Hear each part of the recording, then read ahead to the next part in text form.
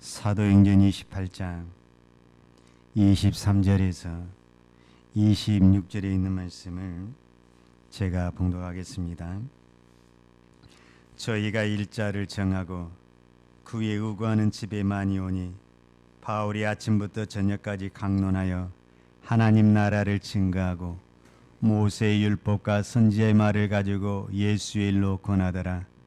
그 말을 믿는 사람도 있고 믿지 아니하는 사람도 있어 서로 맞지 아니하여 흩어질 때에 바울이 한 말로 일러 가로되 성령이 선지자 이사야로 너희 조상들에게 말씀한 것이 옳도다. 일렀으되 이 백성에게 가서 말하기를 너희가 듣기는 들어도 도무지 깨닫지 못하며 보기는 보아도 도무지 알지 못하는도다. 아멘. 오늘 또 여러분과 저에게 하나님께서 크신 은혜를 주실 줄로 믿습니다. 아멘. 제가 오늘 또 우리 장로님 찬양을 들으면서 장로님 그 찬양을 매주마다 하니까 이제는 바닥이 나서 노래 곡 선정하기도 힘들고 찬양도 어렵겠다니 갈수록 더 은혜스러워지네. 이게 말이죠. 기도도 말이죠. 오랜만에 나와서 하려고 하면은 기도가 더 은혜스럽게 잘 됩니까? 안 됩니까? 안 되죠. 매일 나와서 뭔 기도를 저렇게 많이 할까 해도 매일 나온 사람이 기도도 잘합니다. 우리 말에 또 먹어본 사람이 더 잘 먹는다고. 예배도 늘 드리는 사람에게 오늘 또 여러분에게 은혜가 있을 줄로 믿습니다. 이 코로나 시대에 여러분 얼마나 힘드십니까? 아마 여기 우리 가운데 힘들지 않는 사람이 한 분도 안 계실 겁니다. 그래서 저는 이 강단에 있을 때마다 오늘은 내가 위로의 말씀을 해야지, 축복의 말씀을 해야지. 제가 그런 생각을 참 많이 합니다. 또 우리 저 뒤에 앉으신 우리 감독관님께서 항상 축복의 말씀을 하라고 얼마나 저한테 이야기를 많이 하는지 모릅니다. 그런데 올라와서 하다 보면은 그게 또 내 마음대로 안 됩니다. 제가 원고를 물론 적기는 적습니다. 근데 제가 대부분 원고를 잘 안 봅니다. 꼭 볼 때는 언제만 보냐? 성경 읽을 때만 봅니다. 왜냐하면 성경은 틀리면 안 될 것 같아서 성경만 봅니다. 그리고 하나님이 감동 주신 대로 막 나가다 보면 어쩔 때는 내가 생각해도 좀 너무하지 않았나 하는 생각이 있습니다. 그러나 교회를 사랑하고 여러분을 축복하는 마음에서 따른 이 마음만은 여러분이 알아주시면 감사하겠습니다.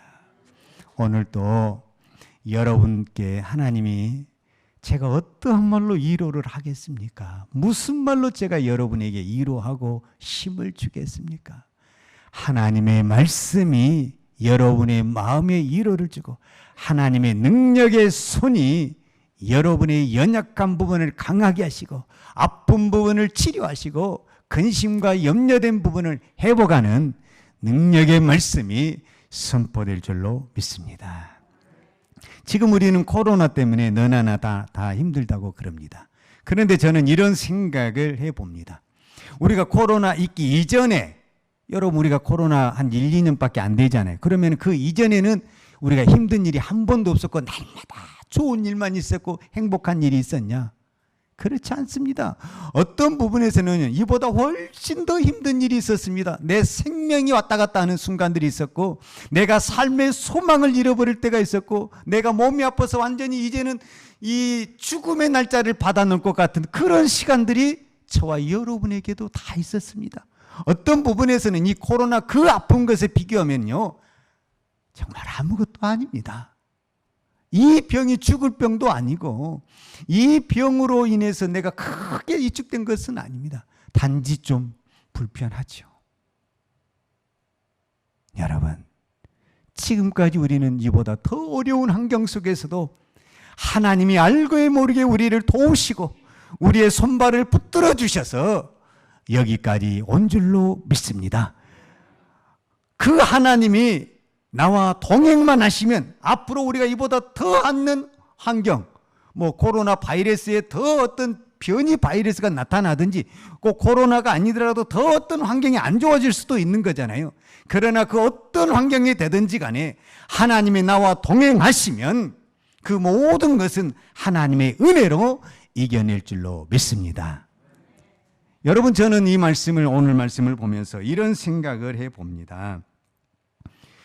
예수님이 이 땅에 사역을 하실 때 예수님에게는 어려움이 없었을까? 여러분, 예수님에게 어려움이 있었을 것 같아요? 없었을 것 같아요? 여러분, 예수님에게도 분명히 저는 예수님에게도 어려움이 있었다고 봅니다. 그리고 우리는 지금 사도행전에서 계속 사도 바울을 살펴보고 있는데, 사도 바울이 선교 사역을 하면서 또 우리가 선교에서 교회를 개척하면서 여러분 봤잖아요. 물론 사도 바울을 통해서 기적도 나타나고 병든 자도 치료내고 죽은 자도 살려냈지만 그 반면에 얼마나 많은 고통과 아픔과 핍박을 당했습니까? 여러분, 우리가 그거를 생각을 해보면 지금 우리가 이 당하는 고난은 고난이다라고 말하기는 참 부끄러운 부분들이 참 많습니다. 제가 한 군데만 먼저 읽어보겠습니다. 고린도후서 11장에 보면 사도 바울이 내가 당한 이 육체적인 고난을 이야기합니다. 사도 바울이 얼마나 육체적인 고난을 당했는가를 고린도후서 11장 23절에서 30절까지 이렇게 쭉 이야기하는데 제가 잠깐 읽어드리겠습니다. 저희가 그리스도의 일꾼이냐 정신없는 말을 하거니와 나도 더욱 그러하도다.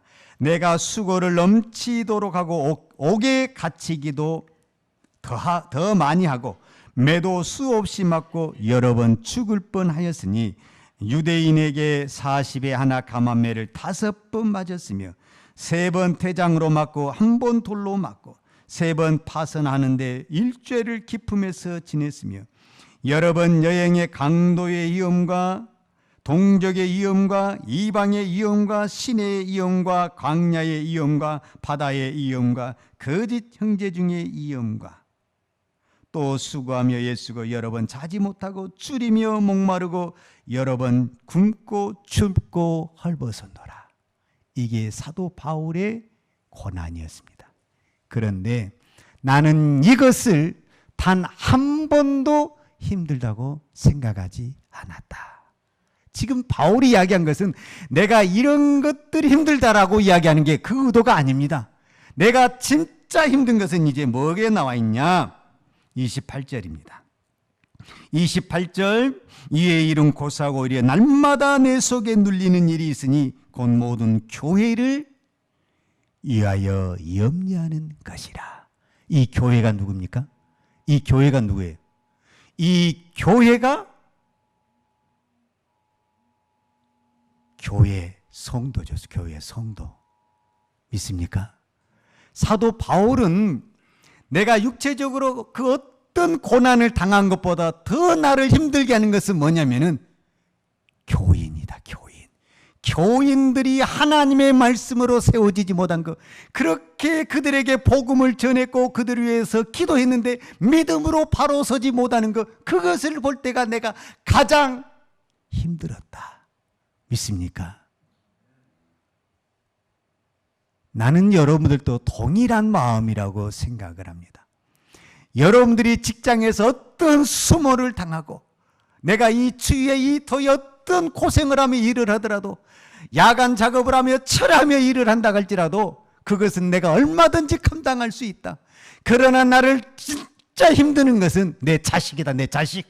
내 자식이 믿음으로 말씀으로 세워지지 않는 것보다 더 큰 고통은 부모에게 없는 것입니다. 내가 이렇게 힘들고 고생하며 일한다 할지라도 내 자녀가 믿음으로 바로 서 있다 한다면 이 고난 나는 절대 고난이라고 생각하지 않는다. 이것이 부모의 마음이요, 여기 앉아있는 우리 성도님들의 마음인 줄로 믿습니다. 여러분께서 하나님 앞에 엎드려 기도하고 예배하는 그 마음을 받으시고 저는 여러분의 자녀들이 믿음의 복을 받기를 축복합니다. 제가 축도할 때마다 우리 자녀들을 놓고 기도한 이유가 거기에 있습니다. 여러분, 우리가 아무리 잘 된다 해도, 내가 세상에 아무리 권력을 짓고 부를 가지고 있다 할지라도 우리의 자녀가 믿음에 떠나 있고 방탕하고 생활하고 있다면은 그거 성공한 인생 아닙니다. 그거 인생 실패한 인생입니다. 맞습니까? 여러분, 여러분의 자녀가 믿음에 바로 서도록 우리는 날마다 눈물로 회개하며 하나님 앞에 기도해야 될 줄로 믿습니다.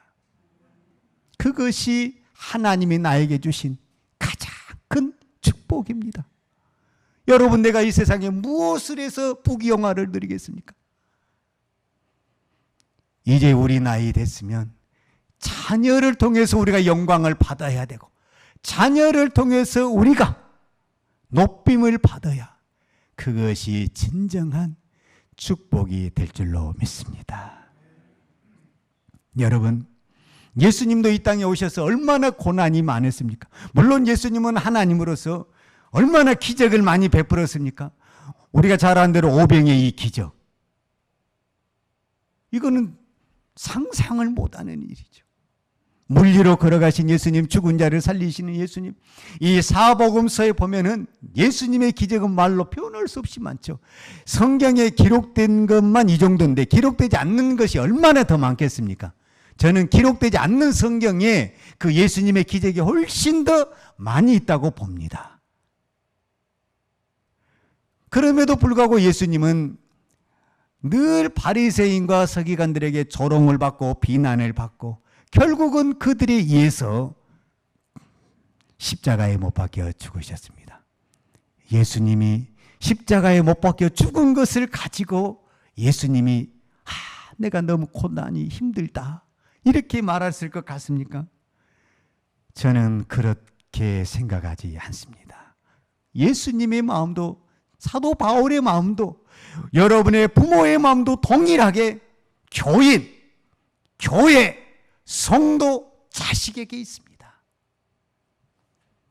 내가 그렇게 기적을 베풀었는데, 그렇게 천국 복음을 전거했는데 회개하지 않냐고 돌아오지 않는 그 백성들을 볼 때 그것처럼 안타깝고 마음 아픈 일이 없는 것입니다. 여러분, 마태복음 11장에 보면, 제가 이것도 좀 읽어드리겠습니다. 마태복음 11장 15절에 보면 귀 있는 자는 들을지어다. 여러분, 귀 있습니까?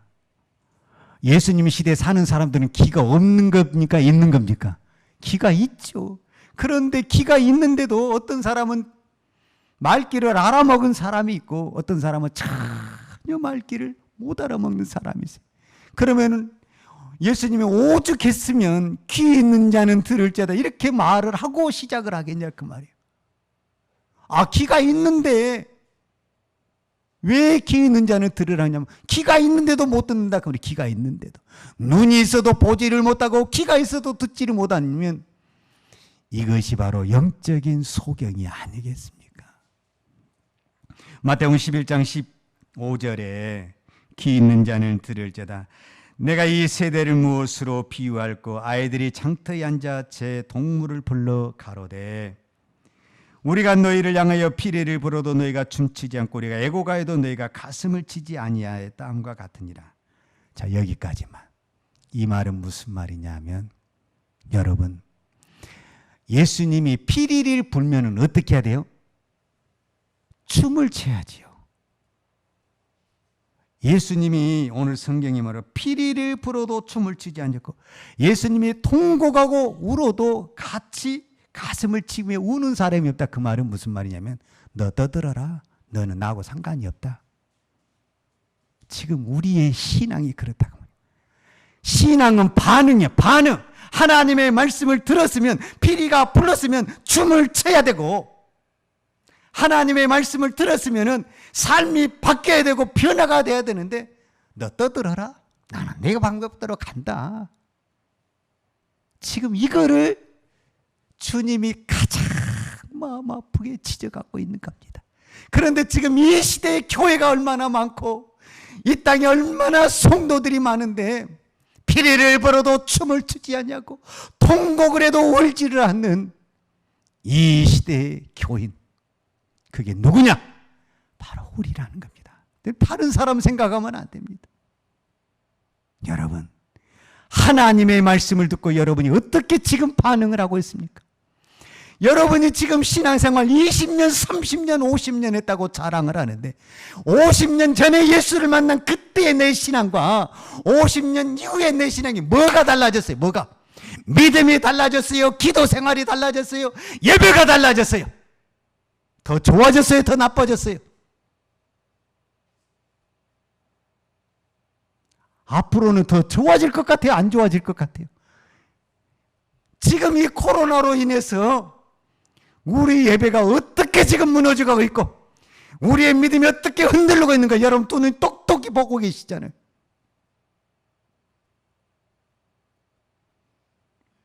왜 이런 현상이 나타나냐? 반응을 안 하니까 이렇게 되는 거예요. 왜 반응을 안 합니까? 죽었으니까 반응을 안 하는 거예요. 죽은 사람은 반응을 안 하는 거예요. 찔러도 아프다고 하질 않는 거예요. 여러분, 여러분의 몸이 아프다고 신호를 한 거는 내 몸이 살아있기 때문에 그러는 거예요. 그래서 아픈 것이 축복인 거예요. 아파야 병원에 가서 고치고 아파야 병원에 가서 수술을 하고 아파야 병원에 가서 약을 먹고 치료가 되는 거예요. 근데 내가 아파도 아픈지를 모르는 거예요. 왜? 죽어 있으니까. 그러니까 반응이 안 나타나는 거예요. 반응이. 신앙은, 믿음은 반응을 해야 됩니다. 반응을. 예배당에서만 아멘이야. 나가면 땡이야. 나가면 땡.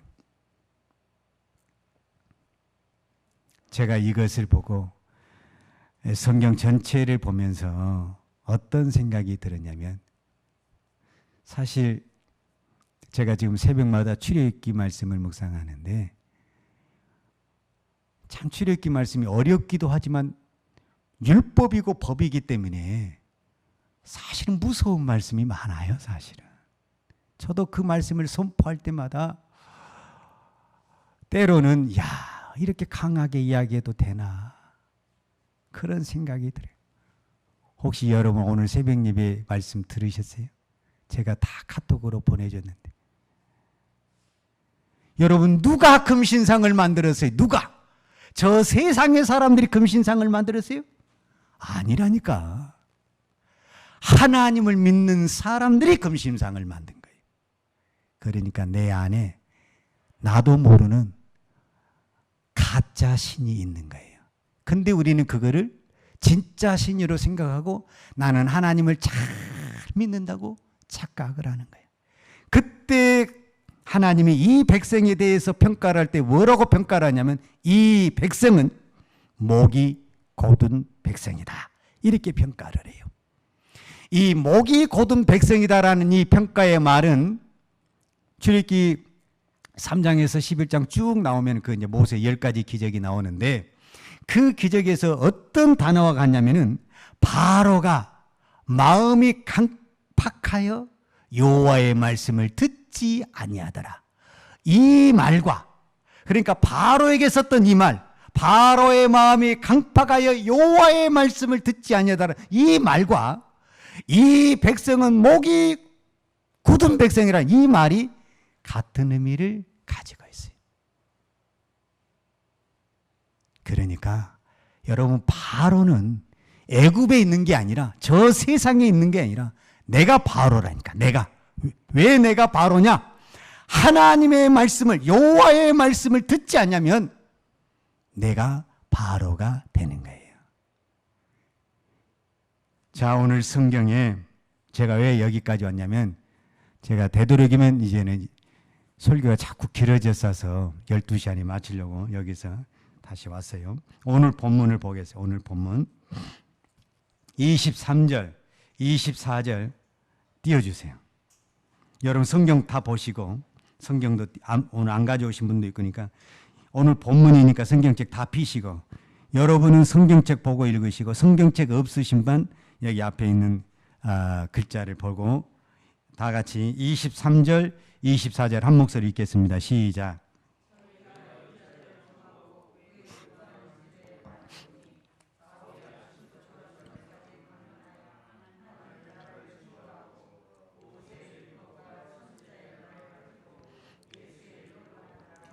그 말을 믿는 사람도 있고 믿지 아니하는 사람도 있어. 아멘. 여기까지만 보겠습니다. 지금 바울은 로마에 갔습니다. 바울의 입장에서, 하나님의 입장에서는 선교하러 갔습니다. 그런데 현실적으로는 바울은 죄수의 몸에 잡혀가서 재판을 받으러 갔습니다.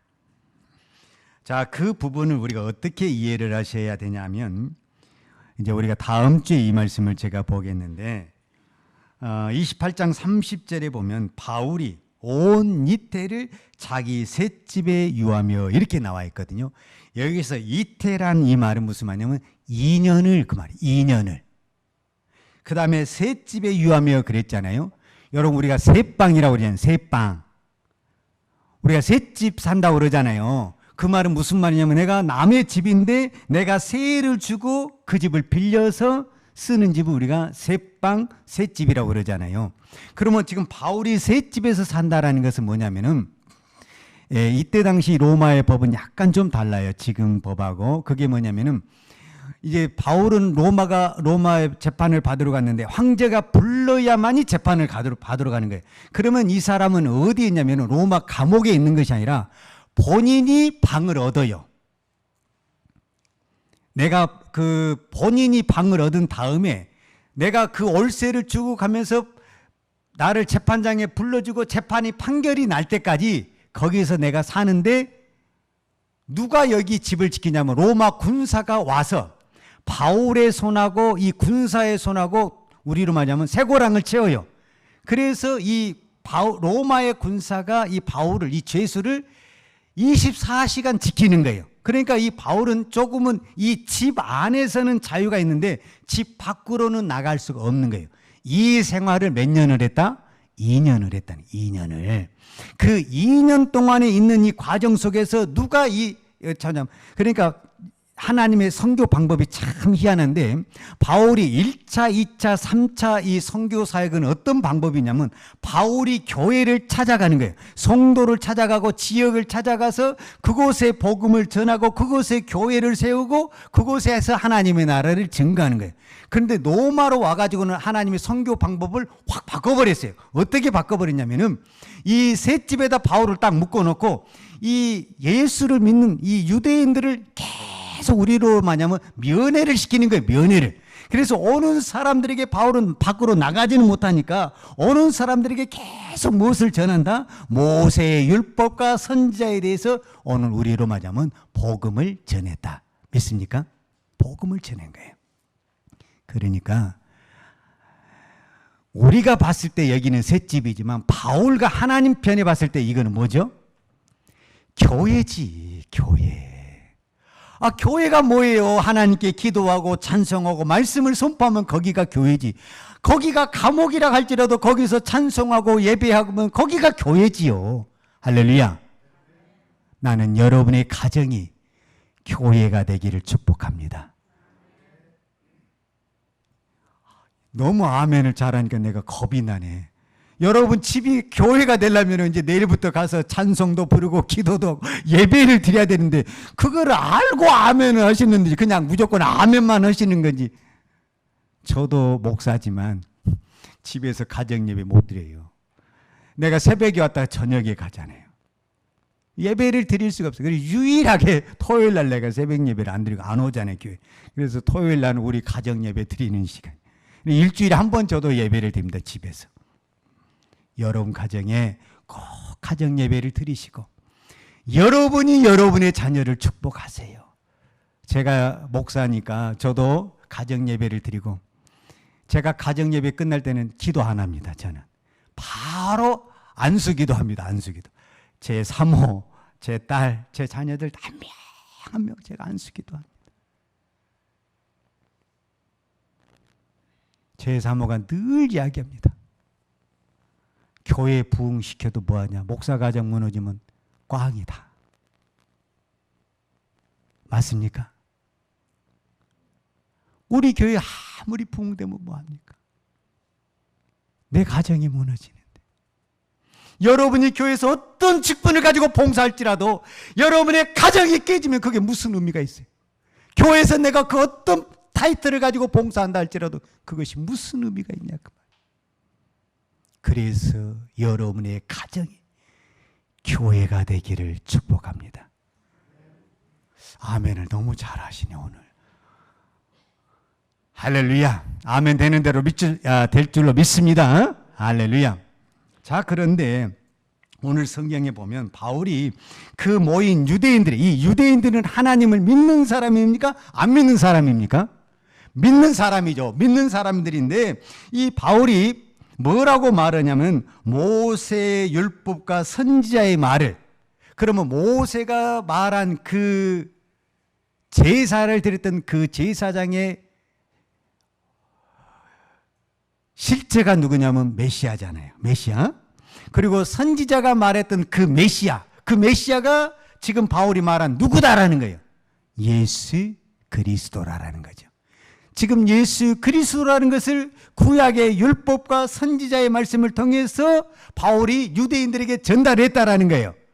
그런데 그 바울의 말을 들은 사람들이 두 배로 쫙 갈라져 버렸어요. 성경은 그것을 어떻게 표현하고 있냐면은 24절 다시 한번 읽겠습니다. 시작. 그 말을 믿는 사람도 있고 믿지 아니하는 사람도 있어. 자, 성경은, 자, 유대인들은 내가 하나님을 믿는다고 말해요? 안 믿는다고 말을 해요? 믿는다고 말을 했단 말이에요. 근데 성경은 그 사람에게 대해서 뭐라고 기록을 해버렸냐면 믿지 아니하는 사람. 이거 무서운 말이에요. 여러분, 내가 아무리 하나님을 믿는다고 그러는데 하나님이 너 믿지 않는 사람, 생명책에 네 이름 없는 사람. 여러분, 계시록 20장, 21장, 22장 이 마지막 장에 보면 계속 사도 요한이 강조한 게 뭐예요? 생명책에 기록되지 않는 사람은 불못에 들어가고 둘째 사망에 간다. 여러분, 이 말씀을 믿습니까? 그러면 지금 이 유대인들을 뭐라고 성경이 기록했냐면은 자기들은 하나님을 믿는다라는 거예요. 나는 하나님을 믿는다라는 거예요. 그런데 성경이 그 사람을 향해서 뭐라고 기록을 딱 하면 믿지 아니하는 사람. 여러분, 충격이지 않습니까? 여러분, 이것이 유대인의 이야기가 아니라 오늘 내 이야기야, 내 이야기. 나는 하나님을 믿는다고 매 주일마다 나와서 하나님께 예배를 드리는데, 그리고 세상의 사람들도, 나를 아는 사람들도 저 사람은 하나님을 믿는다고 하는 사람인데 하나님이 나한테 뭐라고 평가하냐면 믿지 아니하는 사람. 이거 보통 문제가 아니죠, 이거. 왜 믿지 아니하느냐? 그 이유가 25절과 26절에 나와 있는데 제가 그냥 제가 읽어드리겠어요. 자, 서로 맞지 아니하. 그러니까 서로 같은 유대인들끼리 마음이 틀려버린 거예요. 한 사람, 어떤 부류는 믿는 사람, 어떤 부류는 안 믿는 사람. 근데 여러분 생각에 믿는 사람의 부류가 더 많은 것 같아요? 안 믿는 사람의 부류가 더 많은 것 같아요? 여러분 생각에 딱 절반으로 나눠졌을까? 아니면 믿는 사람이 조금 더 많고 안 믿는 사람이 좀 더 그러면 얼마나 좋겠어요? 결코 믿는 사람이 많지가 않아요. 서로 맞지 아니 흩어질 때 바울이 한 말로 일러 가로되 성령이 선지자 이사야로 너희 조상들에게 말씀하신 것이 옳도다. 일렀으되 이 백성에게 가서 말하기를 너희가 듣기는 들어도 도무지 깨닫지 못하며 보기는 보아도 도무지 알지 못하는도다. 문제가 바로 여기 있습니다. 문제가 어디 있냐? 보기는 보아도 듣기는 들어도 깨닫지를 못하는 거예요. 왜 들어도 깨닫지를 못하고 왜 들어도 알지를 못하느냐? 내 안에 성령이 없어서 그렇습니다. 여러분, 이 성경은 책이 아닙니다. 여러분 세상에 어떤 책도 내가 글씨만 하면 읽을 수가 있어요. 아무리 어려운 책도 내가 그 언어를 알면 읽을 수가 있어요. 그러나 성경은 글씨를 안다고 해서 읽어지는 게 아니에요. 성경은 성령으로 기록되어 있기 때문에 내 안에 성령이 있지 않냐고는 이 말씀을 깨달을 수가 없고 이 말씀을 알아들을 수가 없습니다. 여러분이 이 땅에 우리보다 성경 많은 사람이 얼마나 많은지 몰라요. 그럼에도 불구하고 그들은 예수를 안 믿습니다. 왜냐? 성령이 없기 때문에 그렇습니다. 성경의 지식으로 예수를 믿는 것이 아니고 우리 조상들은 우리가 그 글씨를 못 매긴 문맹이잖아요. 문맹. 글씨를 못 매긴 그 문맹이라도 그들은 성령의 조명을 받아서 우리보다 더 훌륭한 믿음, 순교자의 믿음까지 갔습니다. 여러분, 오늘 저와 여러분에게 주님이 말씀하십니다. 성령의 역사, 마귀의 역사 비슷한 것 같은데 마지막이 달라요. 자, 성령의 역사를 말을 하겠습니다. 성령의 역사는 첫 번째, 말씀을 들어야 됩니다. 이게 진리죠. 말씀을 들어야만이 믿음도 생기고 말씀을 들어야만이 말씀이 보이게 되고 말씀을 들어야만이 내 안에 심령의 변화가 이루어집니다. 이거는 성령의 역사입니다. 근데 마귀의 역사는 말씀 들어라, 성경도 보아라, 예배도 보아라, 마음은 네가 주인 해라. 그러면 성경이 안 들어옵니다. 그러니까 마귀의 역사도 똑같이 예배 드립니다. 똑같이 성경도 봅니다. 하나님의 말씀도 들읍니다. 근데 이 마음을 누가 잡고 있느냐? 마음을 마귀가 잡고 있는 겁니다. 그런데 그것을 우리는 내가 잡고 있기 때문에 나는 성령에 잡고 있다라고 생각을 하는 겁니다. 내가 잡고 있는 것이 곧 마귀가 잡고 있는 겁니다. 믿습니까? 근데 우리는 내가 잡고 있는 것을 마귀가 잡고 있다고 생각하지 않습니다. 만약에 내 안에 마귀가 잡고 있다면 여러분이 가만히 놔두겠습니까? 어떻게 해서든 쫓으려고 그러죠. 근데 내가 잡고 있으니까 아이고 몸이 피곤한데 그럴 수도 있지. 아이고 바쁜데 그럴 수도 있지. 합리화를 시키고 핑계를 대게 되어 있습니다. 여러분, 왜 내 안에 성령이 메마르고 내 영이 죽어갑니까? 제가 한 가지만 이해를 드리고 마치겠습니다. 여러분 집에 혹시 강아지를 키웁니까? 강아지. 내가 만약에 집에 강아지를 키우면 강아지에게 물도 줘야 되고 먹은 음식을 줘야 되잖아요. 근데 내가 너무 바쁜 거예요. 바빠, 너무 힘들어, 너무 지쳐있는 거예요. 그래서 내가 한 달 동안 야 강아지야, 내가 너무 바쁘다. 너도 알다시피 내가 얼마나 바쁘냐, 내가 얼마나 피곤하냐. 그러니까 한 달 동안만 내가 안 줄 테니까 네 알아서 살아라. 그럼 강아지 어떻게 되겠어요? 죽지요. 여러분 아무리 바쁘고 피곤하고 힘들어도 강아지 밥 줘야 안 줘요? 좋아야 안 줘요? 주지요. 왜? 살려야 되니까.